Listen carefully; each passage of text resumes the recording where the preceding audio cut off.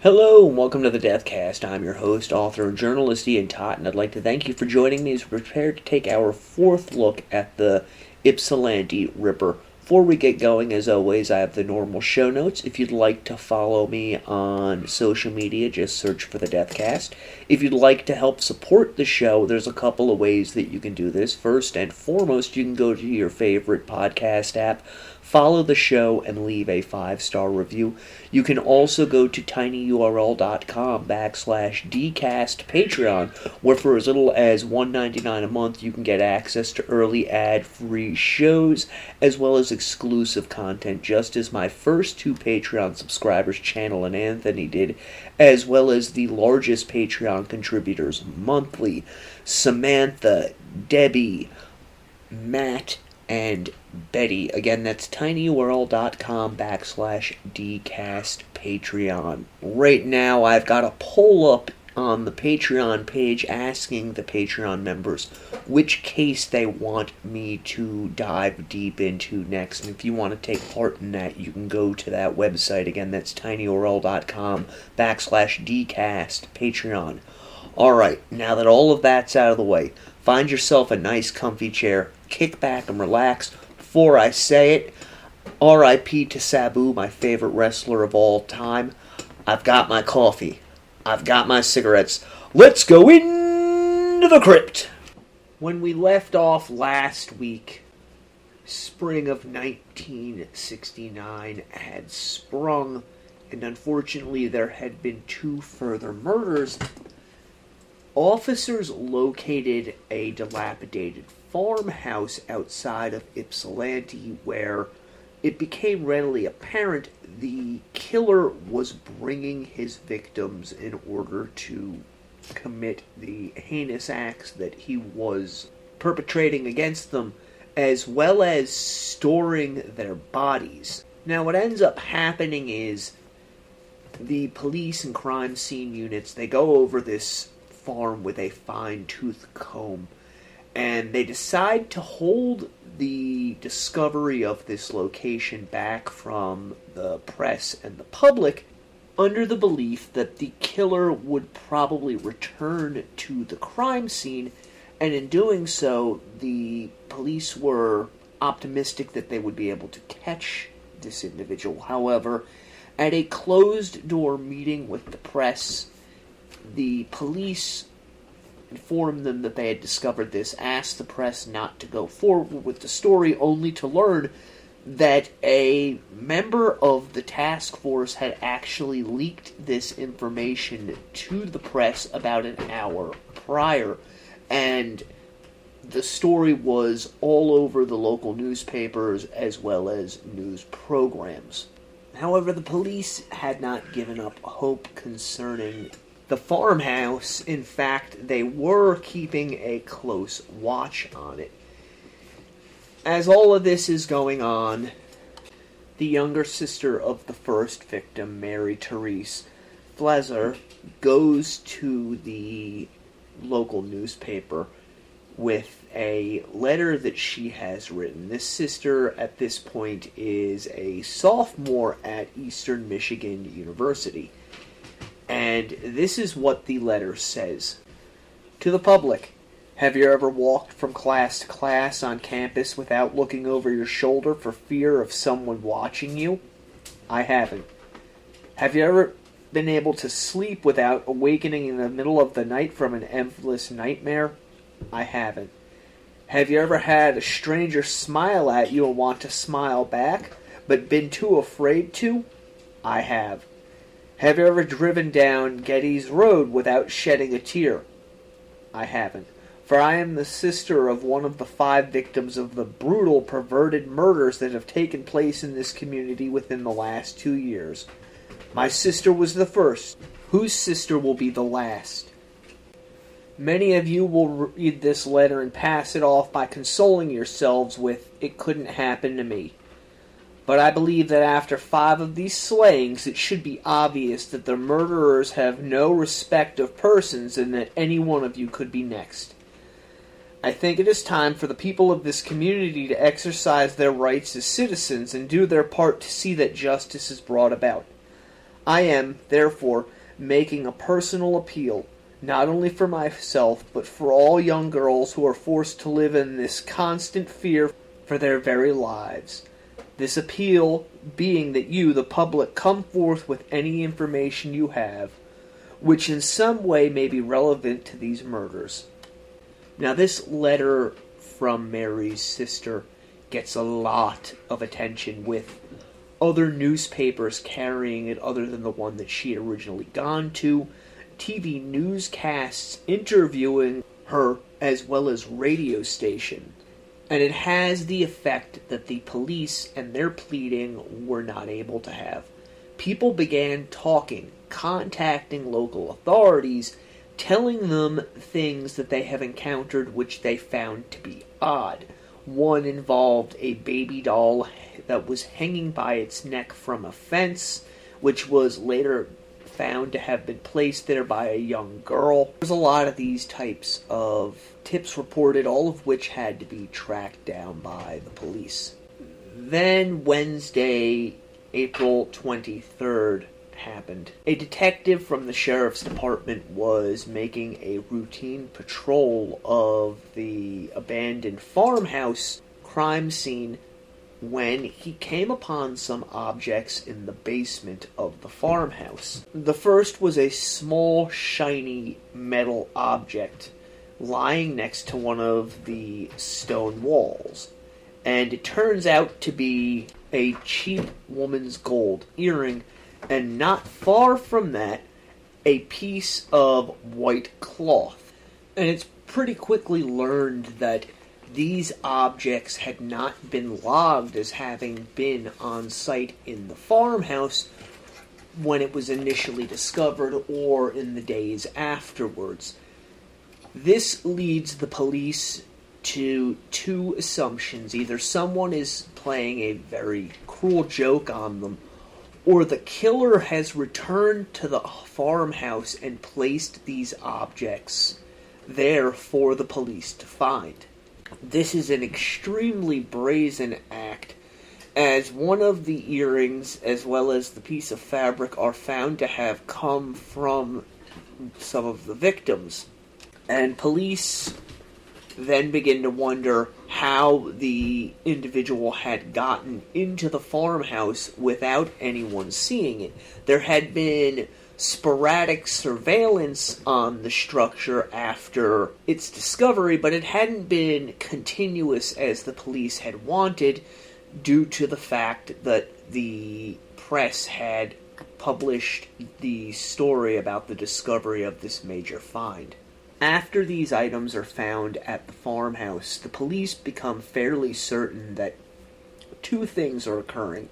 The killer is following the police's investigation via the local media, but he's also toying with authorities by going back to the scene of the crimes and leaving clues that he has taken from some of the victims behind. This is redolent of the crimes committed by the so-called Zodiac killer in California during this period of time.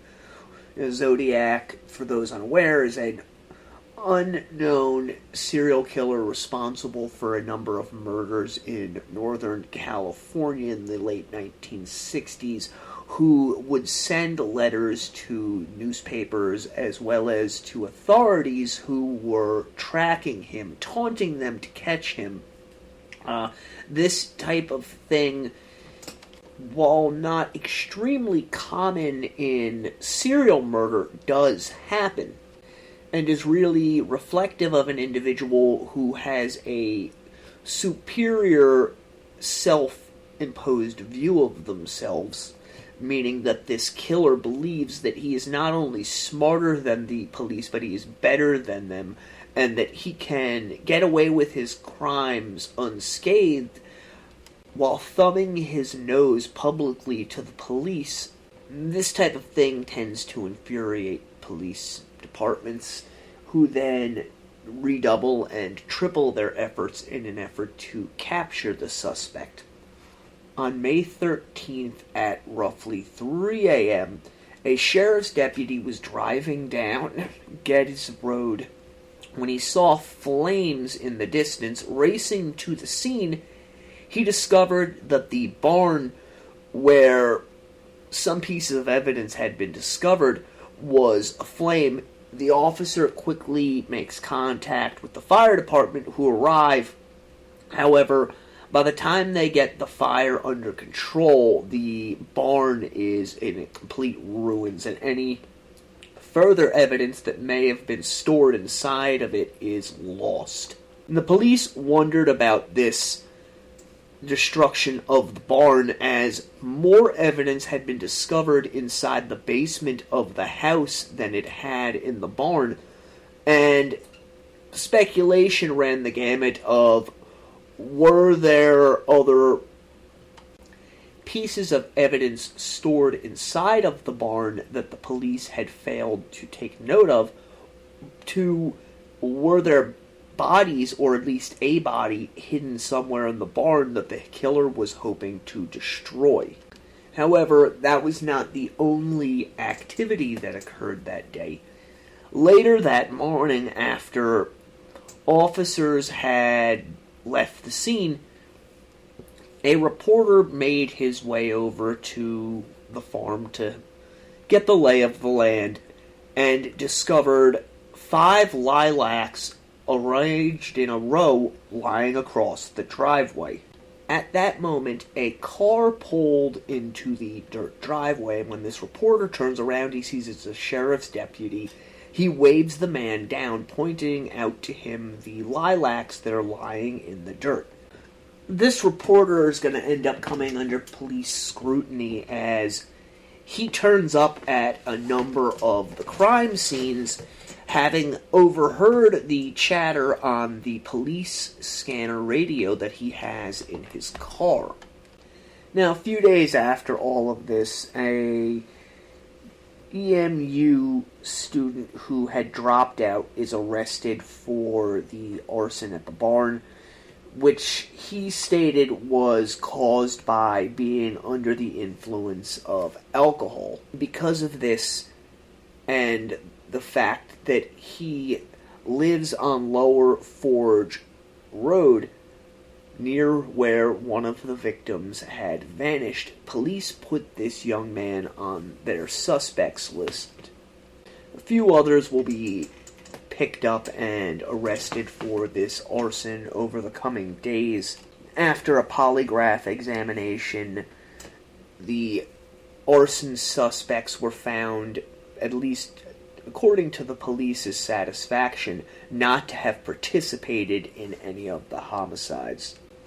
After this, police started getting false confessions from individuals in other jurisdictions. One man who was arrested on a drunk driving charge in Illinois telling officers there that in the fall of 1967 he had stabbed a young college co-ed in the woods about 5 miles outside of Ann Arbor before shoving her down a hill. However, officers could find no record of this, and after some serious investigation, it was discovered that the man was suffering from delirium tremens, which is an ailment of hallucinations that affects the mind of late-stage alcoholics. Also received a police dispatch about a 24-year-old barmaid having been raped and assaulted in the early morning hours outside of Bay City, Michigan, as she was on her way home from work, with the assailant cutting her car off on the road, dragging her from it into his vehicle, driving into another county, at which point the woman was raped, beaten, stabbed, and then dragged 100 feet down a trail in the forest and thrown into a clump of bushes. She was discovered hours after this, wandering down a road, bleeding and nude. Injuries included 8 stab wounds, a severed trachea, and a broken jaw. Obviously, officers were hopeful that this individual may in fact be their ripper. However, it was learned that just prior to this assault, the man had been serving an 11-year prison sentence in Michigan State Prison for rape.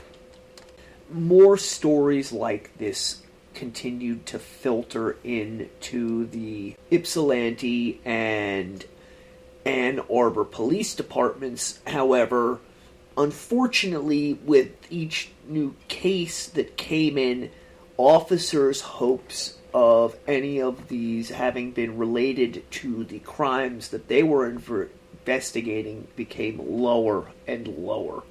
At around 3 p.m. on Monday, June 9th, 3 teenagers were driving around in an open pickup truck in Northfield Township, which is north of Ann Arbor. They turned into the driveway of a deserted farm on North Territorial Road. And as the boys later told police, they worked for a local landscaping company, and the road through the farm was a shortcut that they took to a nursery that was situated behind it.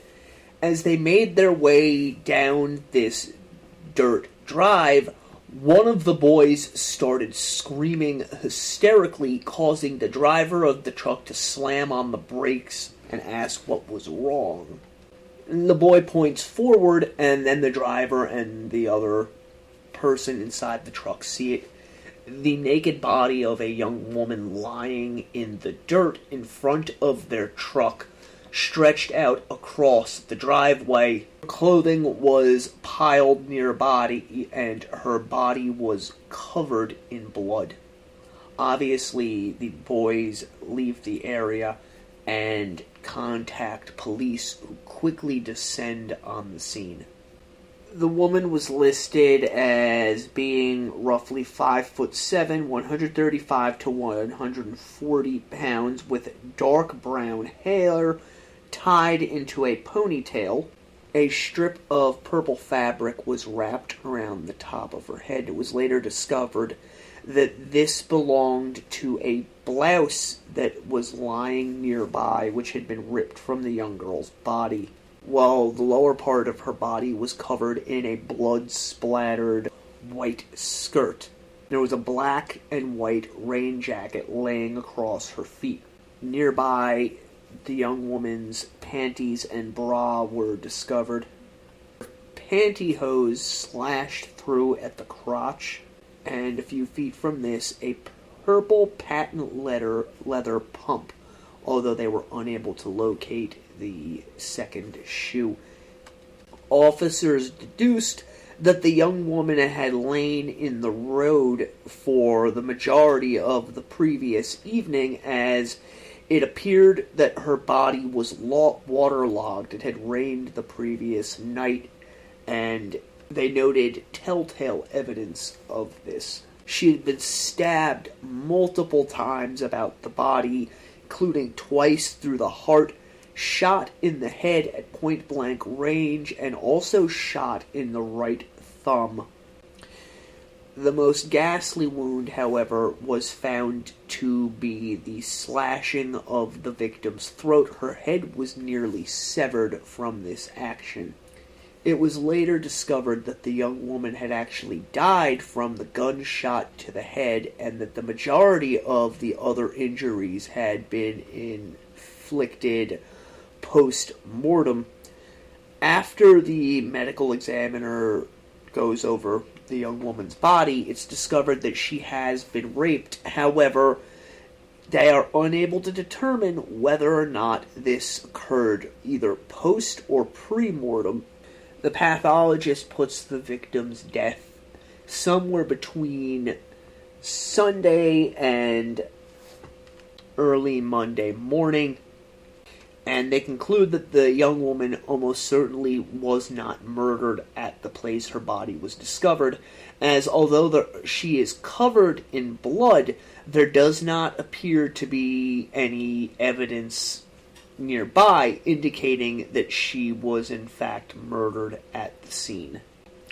As with the discovery of the farmhouse, The sheriff's office wants to keep the news of this latest victim from the press in the hopes that the killer may come back to the crime scene again. However, this is stymied when it's learned that the news was leaked to a radio station by one of the young men who discovered the body. And very quickly, reporters descend on the scene and begin reporting on the latest murder.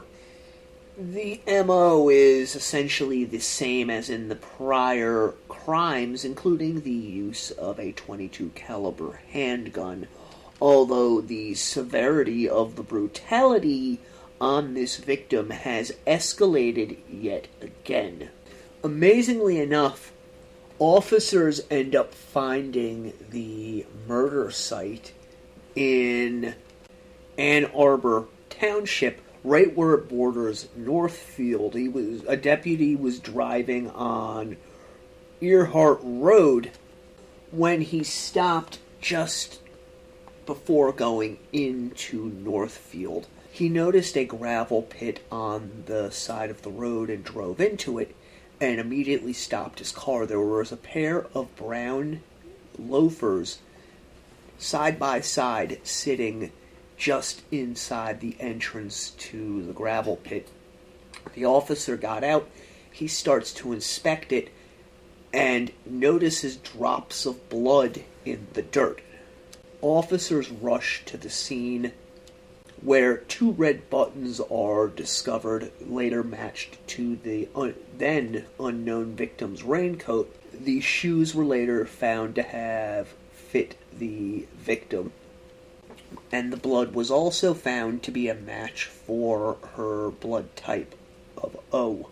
After making contact with the owners of the gravel pit and speaking to employees, they learned that many of them had seen the shoes lying in the gravel pit, but had paid them no mind, with at least a few of them stating that they had seen the shoes as early as Monday morning.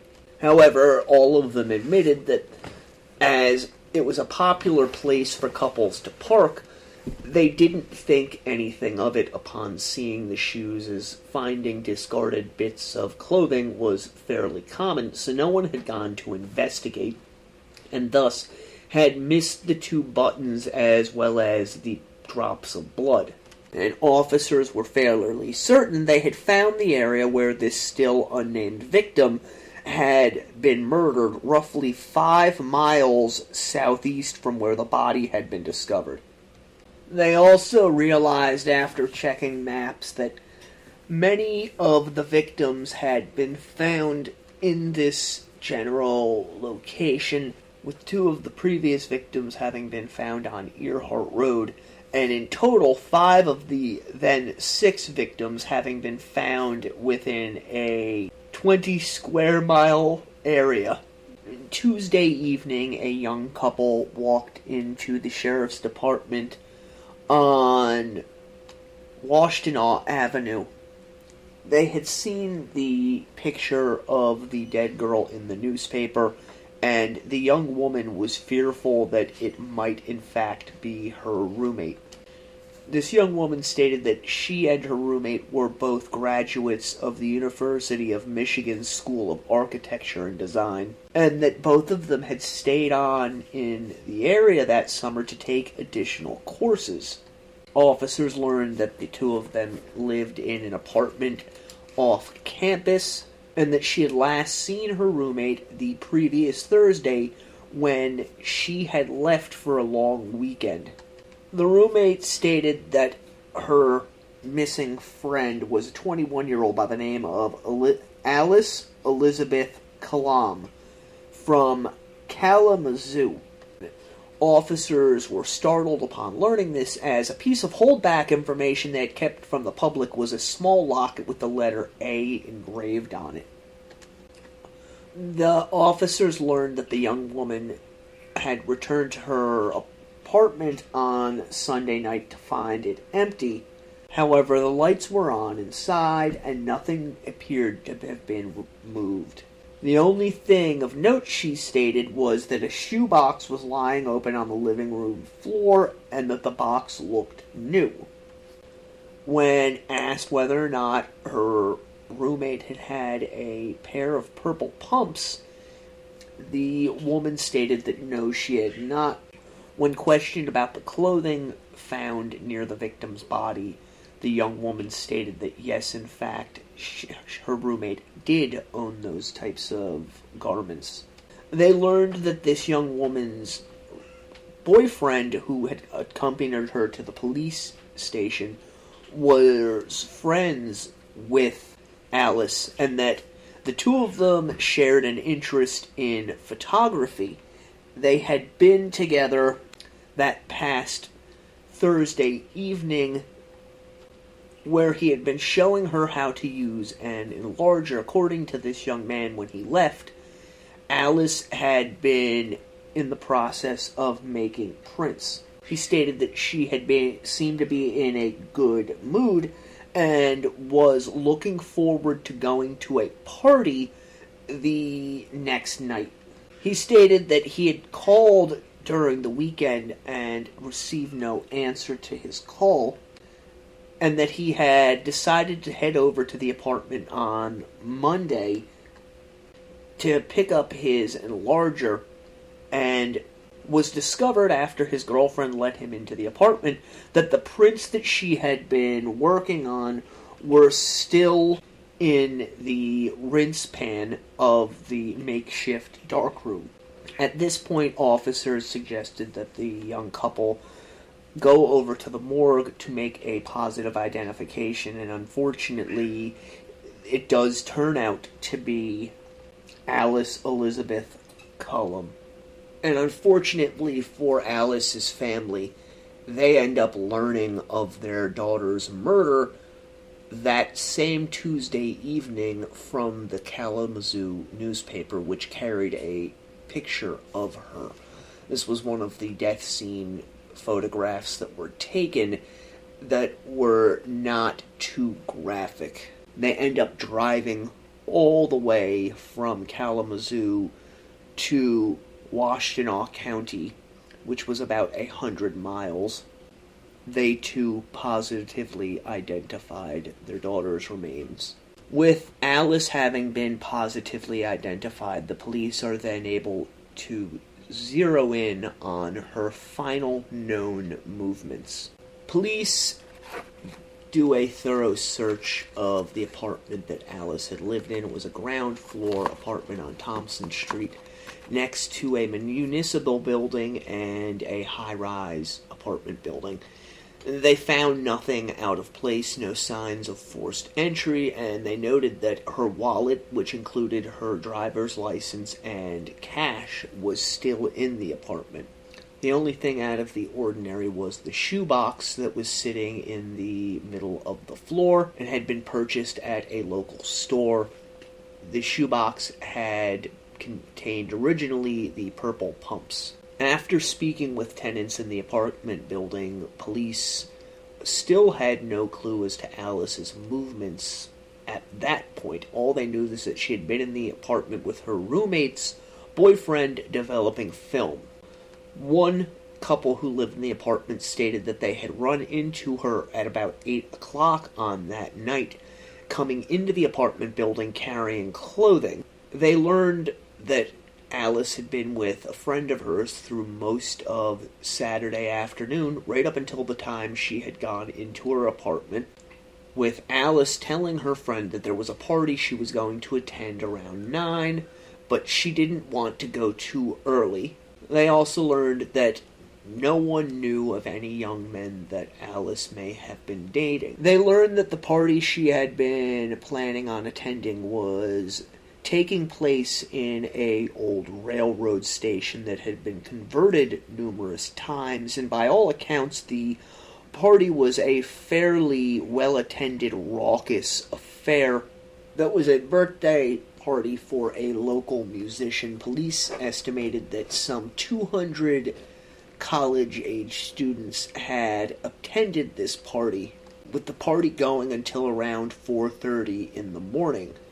The story they got was that Alice had been at the party from anywhere around 9:30 that night until 2:30 in the morning. One witness said that they saw Alice leaving the party around that time with a young man. We'll be back in just a moment. You've heard me talk about it before, peeps and freaks. Chinese Mandarin is the #1 in-demand language globally in the international job market. And I have a brand new sponsor this week just for you. Chinese teacher Mary.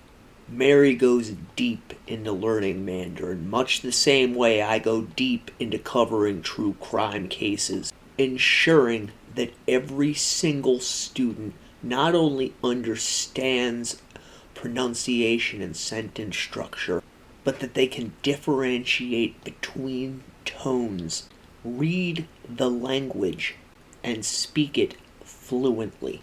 I have never come across another Chinese teacher quite like Mary, because while she likes to have fun, and believe me, Mary is absolutely hilarious, she takes the job of teaching foreigners Chinese extremely seriously. So what I want you to do right now is go to tinyurl.com/Chinese teacher Mary, follow her, subscribe to her, come to her class, which is held 3 times a day. Support her and learn from her, because I can almost guarantee you that after one lesson with Mary, you're going to realize that there is not a single teacher out there who is as dedicated to teaching as she is. Again, that's tinyurl.com/Chinese teacher Mary. Or just look for the link in the description. Hey there, D&Ders, your friend Ian here with another brand new sponsor this week.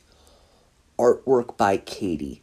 Now, as the son of a fairly successful artist, I grew up around the art world, saw many different styles of art. I know good art from bad, and I can honestly say that in addition to being a good friend, Katie is one of the best artists I have ever had the pleasure of seeing.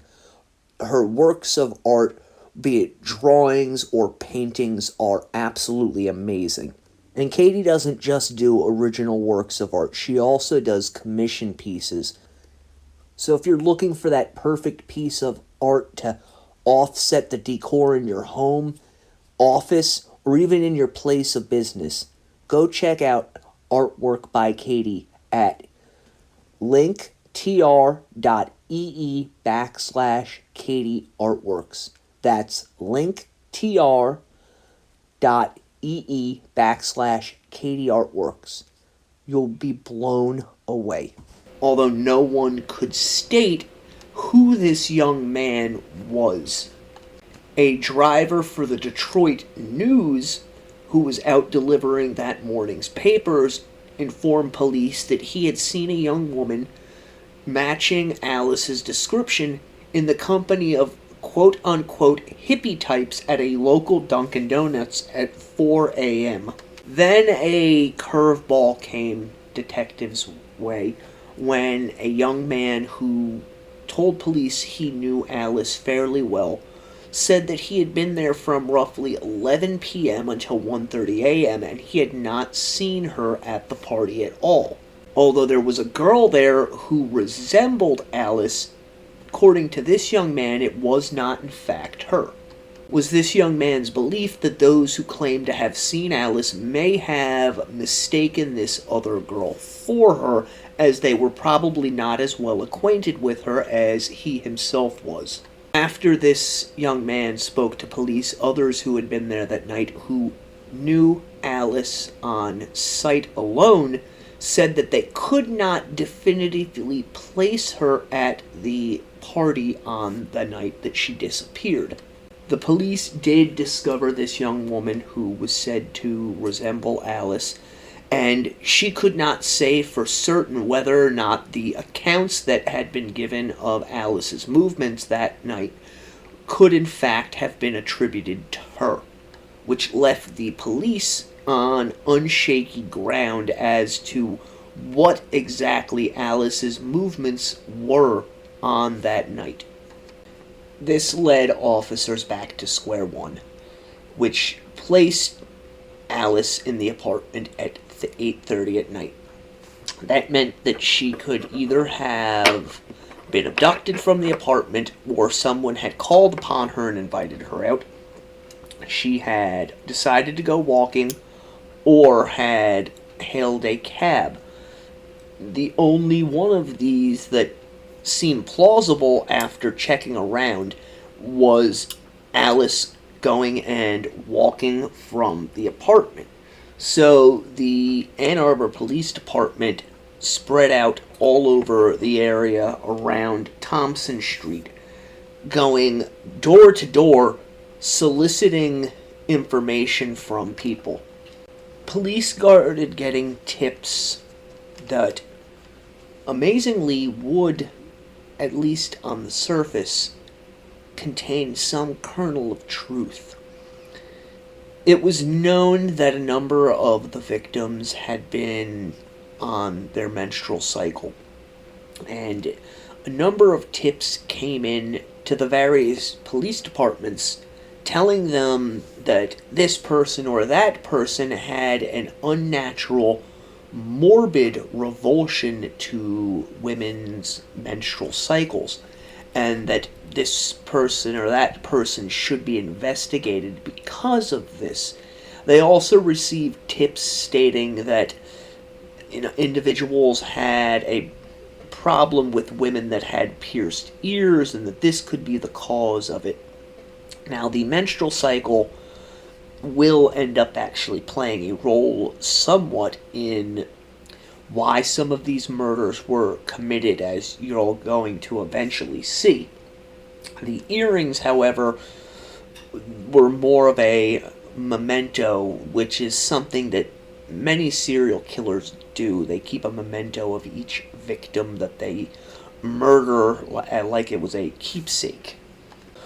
A rumor also was said to have begun circulating among the radical left on both campuses that after the slain girls' bodies were found, none of them were allowed to be seen by their families, as the government was conducting secret medical experiments on their corpses. Obviously, this is complete bullshit, but I thought it interesting enough to include it in our look at this case. There was also a number of false confessions that occurred after this killing that the police had to track down. Unfortunately, all of these ended up leading to dead ends. People who are simply suffering from some form of a mental disorder or looking to get some kind of recognition. Police were able to weed through a lot of these, however, as they'd taken a rather unique tact in that they had released some false information along with the true information, as well as the normal data that they withhold. And they did this so that should someone come forward and confess to these crimes, or a suspect become viable and begin questioning them, if this individual is unable to tell them these key facts that they had withheld, or starts giving them the information that is made up, they can fairly quickly remove that person from the suspect list.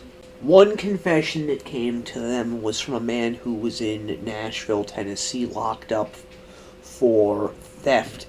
According to his cellmate, he had confessed to killing Mary Flezer. The man had worked at Eastern Michigan University for a period of time, and according to him, he had met Mary over near a large shopping center. They'd gone back to his place where they'd smoked a few joints before engaging in consensual sex, after which Mary had attempted to leave, and he decided that that was not going to happen, so he physically assaults her before tying her up and keeping her his prisoner. And when the next day comes around and she starts making noise, he decides to kill her. At which point he waits till nightfall, drives to a deserted spot outside Ann Arbor, and murders her. However, when the authorities in Michigan contacted the Nashville PD, and they gave them some of the withheld information, only to learn later that upon questioning, the prisoner had failed to give authorities any of the withheld information. They looked into the man's background at that point and discovered that he had been a inmate at the Federal Correctional Institution in Milan, Michigan. Now, reward money is continuing to pour in as the entire community is in a panic. The politicians are grandstanding, demanding justice, saying that they are going to see to it that these crimes are stopped, with the governor at the time, William Milken, stating that the state police are going to be taking over the investigation and that no efforts or resources would be spared in their attempt to help the local authorities capture the suspect. Some within the state government started to suggest to the governor that it might be a wise idea for him to reach out and see if they can get some form of federal help in solving these seemingly random, unsolvable crimes. And the murders took on a life of their own in the local press, with newspapers and newscasts devoting entire teams of investigative reporters to these crimes in order to be the first one to get the next big juicy scoop and put it out there for the waiting masses to lap up like a dog. All of this further served to really rile up the populace and make them more fearful, restless, and almost panic-stricken than they already were. On June 16th, a conference was held in DA William Delly's office, at which he instructed all high-ranking officials within the various police departments who were working on this case to come to the office of the DA and give him every single thing they had on these crimes. According to an individual who was at the meeting, DA Delly stated, quote, 6 persons are dead. God knows who or when the next might be. There's a killer or killers roaming loose out there, and we have not come close to stopping him. The way we've been operating, we may never stop him. We've either been getting each other's way or flying off in different directions. I'd say it's time we all start to pull together. It's no time for any of us to be heroes or prima donnas. We have got to make this an all-out joint effort from here on and make it work. So now we have this task force, which was already in place, has now officially been put together by the DA's office, despite the fact that it had existed prior. To me, this is a little bit of a grandstand on the part of the DA, trying to show the citizenry that he is taking this matter seriously. An officer from the state police was tasked with creating a narrative of these events, specifically everything concerning each of the known victims, all of the facts known about them, every little nuance that may have been overlooked. Organize these into a lucid sequence, but also to see if any form of pattern could be discerned from the killings.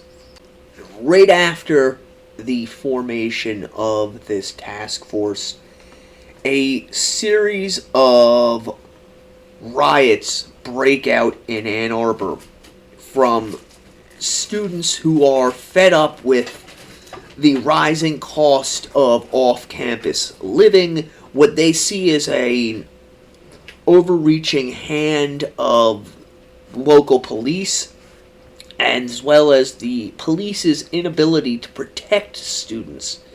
The first of these broke out on the night of June 16th when a motorcyclist was arrested by two police officers. A crowd gathers around the police car as they're trying to leave. Some students are knocked down by the car trying to exit the area, at which point the crowd erupts into a riot. Eventually, the police who had moved into the area and surrounded it are able to get the crowd to disperse at some point after midnight. The following night, on the 17th, another situation arises. Just before nightfall, over 1,500 college students descended on the area around the University of Michigan and began busting out store windows, turning over cars, robbing stores, and roughing people up.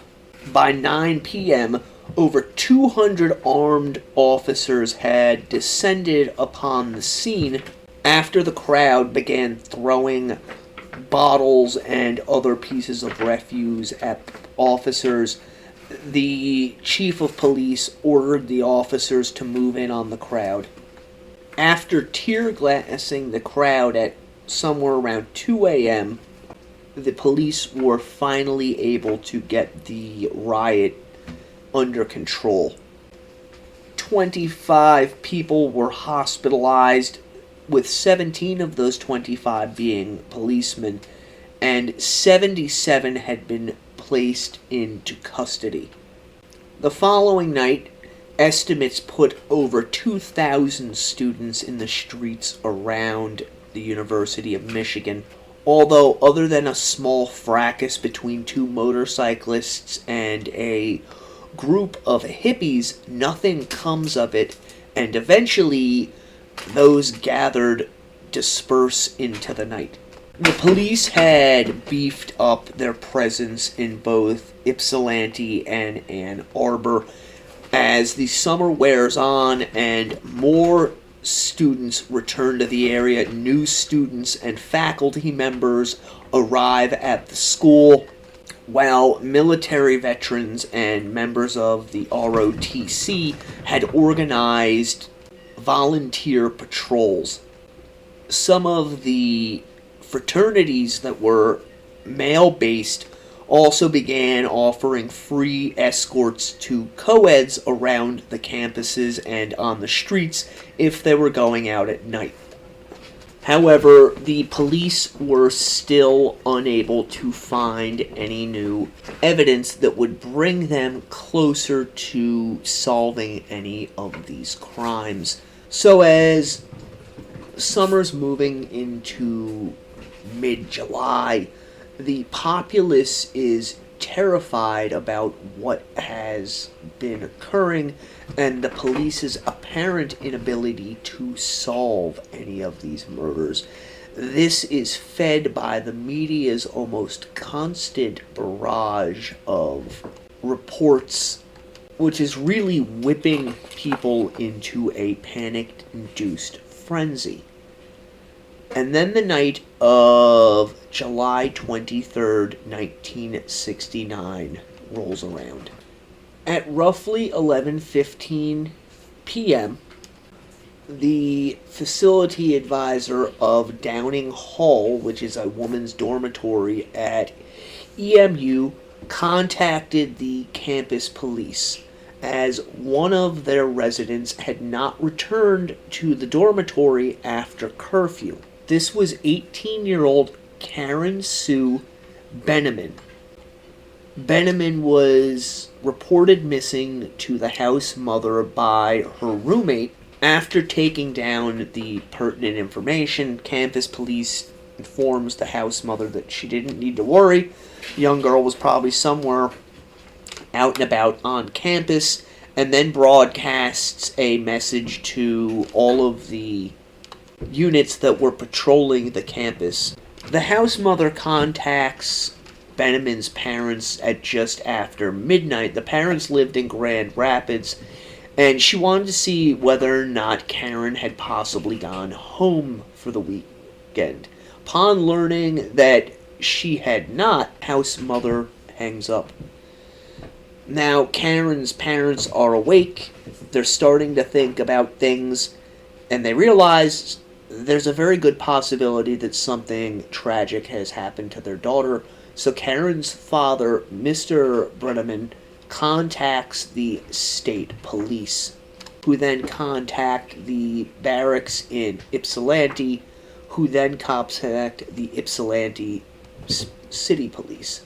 The next morning, one of the officers gets a copy of this report, at which point he goes over to the EMU campus, where he speaks with both of Karen's roommates and learns that they were the last two to have seen her at roughly noon the previous day. According to the girls, Karen had left them around this point to go to downtown, where she wanted to visit a wig shop that was located on Washington Street. Karen was described as just over 5 feet, roughly 100 pounds, short brown hair, a sleeveless turtleneck pullover that was blue and white striped, old bleach-faded blue jean cut-off jeans with the letters KSB stitched into one of the rear pockets, and barefoot. So police go to the wig shop, where they learned that Karen had in fact visited the wig shop somewhere around 12:30.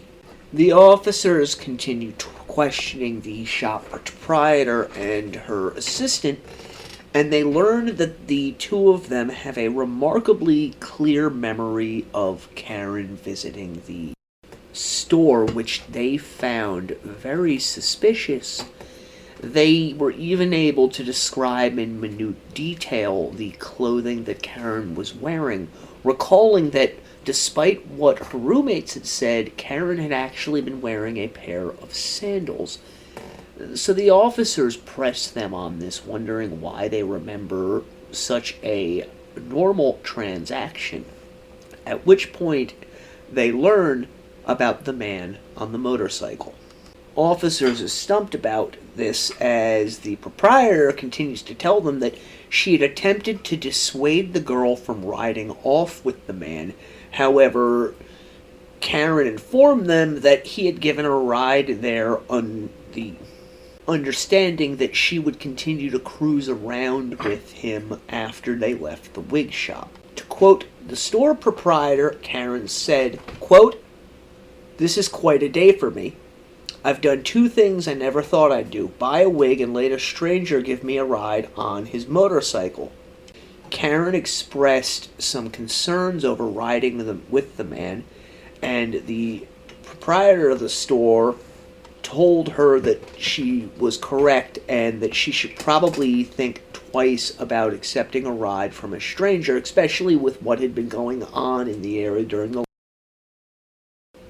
Both women in the store got a good look at the owner of the motorcycle. They described him as decent-looking, clean-cut, short, dark hair, early 20s, with a decent build, roughly 6 feet tall, wearing a short-sleeved polo shirt that was striped with green and yellow.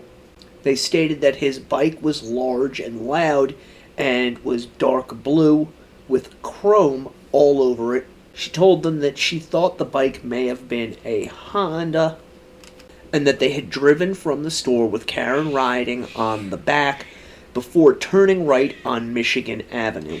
So now the police, at last, have a direction in which to look. A clean-cut young man riding around on a large blue motorcycle.